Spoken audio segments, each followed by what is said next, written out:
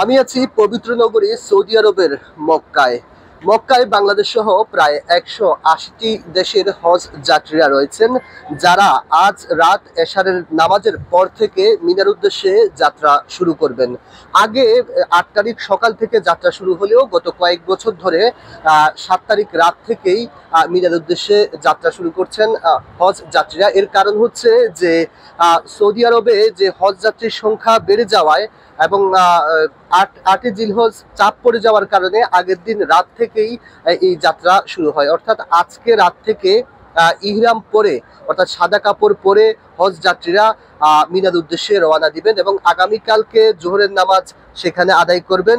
এবং সেটি একটি বাধ্যবাধকতা রয়েছে ধর্মীয়। এবং আগামী শনিবার, অর্থাৎ পরশু শনিবার পবিত্র হজ এবং হজ অনুষ্ঠিত হবে। এবং সে উপলক্ষে সৌদি আরবের হজ এবং উমরা মন্ত্রণালয় থেকে তারা জানিয়েছেন, হজের আনুষ্ঠানিকতার জন্য তারা এরই মধ্যে সকল প্রস্তুতি সম্পন্ন করেছেন।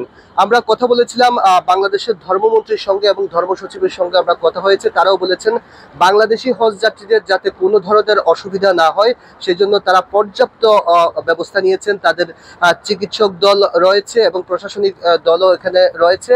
এবং তারা আশা ব্যক্ত করেছেন যে বিগত সময়ের যেসব অভিজ্ঞতা আছে সেই অভিজ্ঞতাগুলো কাজে লাগিয়ে তারা এবার হজ যাত্রীদের আশানুরূপভাবে তারা সেবা প্রদান করতে পারবেন। এবং এর মধ্যে তারা চিকিৎসক দল এবং বিশেষজ্ঞ দলের সঙ্গেও বৈঠক সম্পন্ন করেছেন।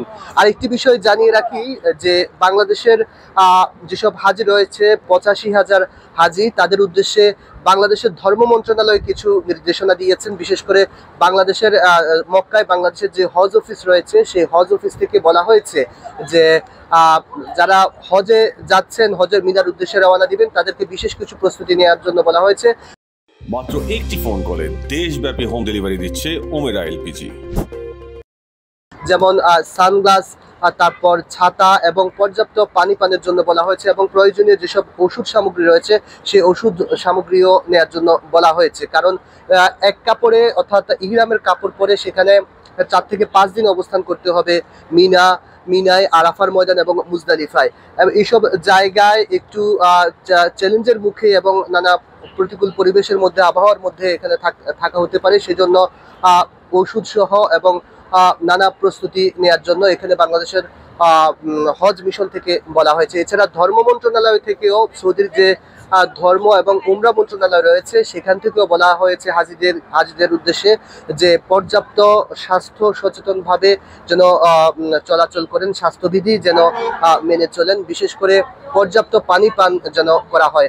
এবং সৌদি আরবের সবশেষ যেটি জানিয়ে রাখতে চাই যে সৌদি আরবের যে আবহাওয়া অফিস থেকেও জানানো হয়েছে যে হজের সময়ে 48 ডিগ্রি সেলসিয়াস তাপমাত্রা উঠতে পারে। অর্থাৎ এই তাপমাত্রার পারদ 48 ডিগ্রি সেলসিয়াস থাকলে আসলে হজ যাত্রীদের কিছুটা গরমে কষ্ট পেতে হতে পারে। সেজন্য পর্যাপ্ত পানি পান করতে বলা হয়েছে এবং সতর্ক অবস্থায় থাকতে বলা হয়েছে। তো সৌদি আরবের মক্কা থেকে এ ছিল আমার কাছে সবশেষ তথ্য।